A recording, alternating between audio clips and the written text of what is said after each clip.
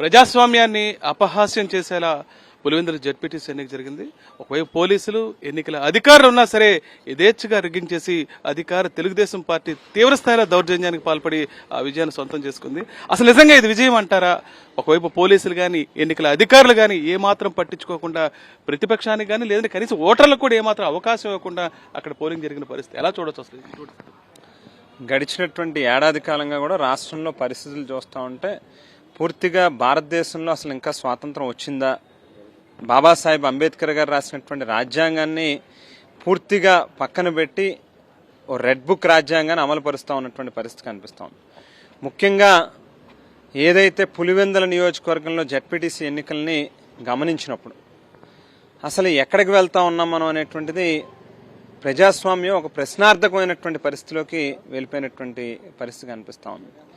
అధికారులు కానీ, పోలీసు యంత్రాంగం కావచ్చు, ఎలక్షన్ కమిషన్కి సంబంధించినటువంటి సిబ్బంది కావచ్చు, తెలుగుదేశం పార్టీ వాళ్ళకి కొమ్ము కాస్తూ ఏకపక్షంగా ఓటర్లని బెదిరించడం, భయపెట్టడం, ఓట్లు వేయడానికి రాకుండా ఉండేటటువంటి పరిస్థితి దగ్గర నుంచి పోలింగ్ బూత్లో స్వయంగా దగ్గరుండి వాళ్లే రిగ్గింగులు చేయించేటటువంటి అతి దయనీయమైనటువంటి పరిస్థితి రాష్ట్రంలో వచ్చింది అని అంటే నిజంగా సిగ్గుపడాల్సినటువంటి పరిస్థితి. రాజకీయ వ్యవస్థలో ఉన్నటువంటి ప్రతి ఒక్కరూ కూడా తలదించుకోవాల్సినటువంటి పరిస్థితులే కనిపిస్తూ ఉన్నాయి. ఇవాళ ఒక్కటే చెప్తా ఉన్నాం, బహుశా ఒక జడ్పీటీసీ ఎన్నిక అనేటువంటిది గెలుపుతోనో ఓటమితోనో రాజశేఖర రెడ్డి గారి యొక్క కుటుంబ రాజకీయ జీవితం అనేటువంటిది ఏమీ ముడిపడి లేదు. ఎందుకు చెప్తా ఉన్నానంటే రాజశేఖర రెడ్డి గారు రాజకీయాలు ప్రారంభించిన నాటి నుంచి ఈ రోజు దాకా కూడా వారి కుటుంబం అనేటువంటిది ఎక్కడా కూడా ఓటమి అనేటువంటిది చూడలేదు. పులివెందుల నియోజకవర్గంలో వేరే ఇతర ఏదో జెండా ఎగరేసినటువంటి పరిస్థితి కూడా లేదు. రాజశేఖర రెడ్డి గారు ఉండగా కాంగ్రెస్ పార్టీ జెండా ఎగిరింది. రాజశేఖర రెడ్డి గారి మరణానంతరం మరి జగన్మోహన్ రెడ్డి గారు స్థాపించినటువంటి రాజశేఖర రెడ్డి గారి పేరు మీద వైఎస్ఆర్ కాంగ్రెస్ పార్టీ జెండా మాత్రమే ఎగిరింది.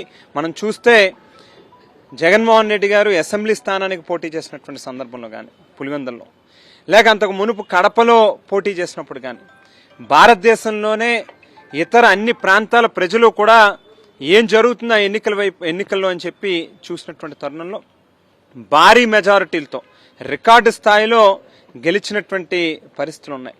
ఈవేళ మీరు ఏదో దౌర్జన్యాలు చేసి, దాడులు చేసి, బెదిరింపులకు పాల్పడి పూర్తిగా అసలు ఎలక్షన్ కమిషన్ని నిర్వీర్యం చేస్తూ మీకు నచ్చినటువంటి విధానంలో ఎలక్షన్ని మీ పార్టీ ఆఫీస్లో చేస్తున్నటువంటి విధానంలో పోలింగ్ స్టేషన్లో మీరు చేసినటువంటి పద్ధతి ఖచ్చితంగా రాష్ట్ర ప్రజలందరి యొక్క కళ్ళల్లో మెదులుతూనే ఉంది.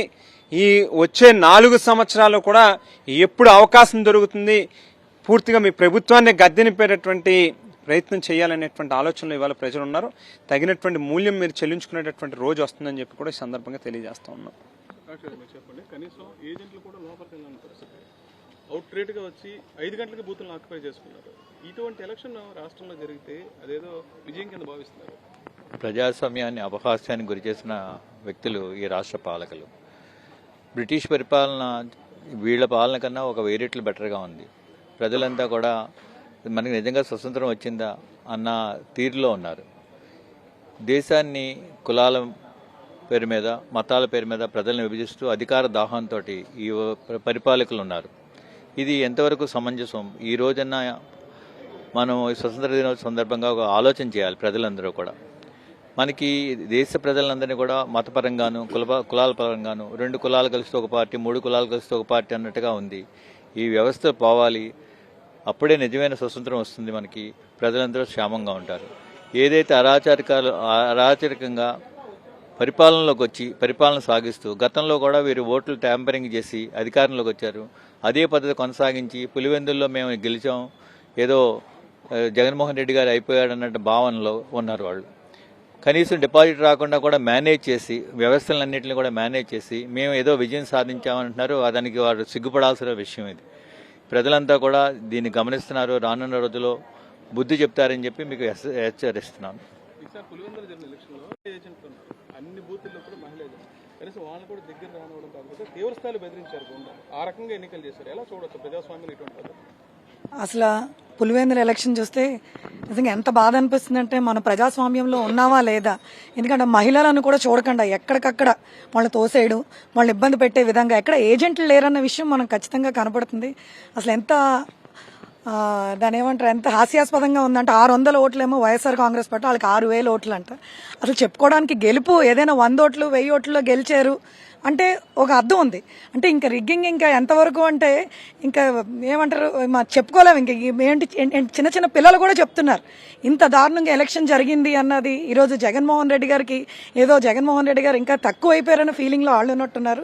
ఈరోజు జగన్మోహన్ రెడ్డి గారికి అండగా ఉండాలని అందరూ ప్రజలందరూ ఈరోజు ఆంధ్రాలోనే కాదండి ఆల్ ఓవర్ ఇండియాలో కూడా అందరూ కూడా ఈరోజు ఈ స్థాయిలో మరి వాళ్ళు చేసిన ఎలక్షన్కి ఖచ్చితంగా రాబోయే ఎలక్షన్కి ఖచ్చితంగా జగన్మోహన్ రెడ్డి గారికి అండగా ఉంటాను. మరి మరి మరి ప్రత్యేకంగా మహిళలు అయితే ఎక్కడికక్కడ ఈరోజు, ఎందుకంటే జనరల్గా మహిళలు కొంచెం అమాయకంగా ఉండి ఎలక్షన్ వరకు వచ్చి ఓట్లు వేసి వెళ్ళడం వరకే వాళ్ళకి తెలుసు. కానీ ఈ రకంగా మరి చంద్రబాబు నాయుడు గారు ఈ రోజున మరి ఫ్రీ బస్ అని పెట్టి ఏ రకంగా ప్రజలను మోసం చేస్తున్నారన్నది మన మనం కళ్ళారా చూస్తున్నాం. మరి 9 సర్వీసులు ఉంటే మరి ఫ్రీ బస్సులు 5 సర్వీసులకి మరి అది పరిమితం చేసి మరి పల్లె వెలుగులని చెప్పి, ఎందుకంటే ఇంటర్సిటీ అంటే లోకల్లో వరకే ఆ ఫ్రీ బస్ ఓవరాల్ గా తిరిగేటట్టు ఎక్కడా కూడా పెట్టకుండా అన్ని విధాలుగా మహిళలను అయితేనంటే 100% మోసం చేశారు. ఖచ్చితంగా రానున్న రోజులలో మరి మహిళలందరూ బుద్ధి చెప్పే విధంగా మరి ముందుకెళ్తారని, మరి జగన్మోహన్ రెడ్డి గారికి అండగా ఉంటారని తెలియజేస్తారు.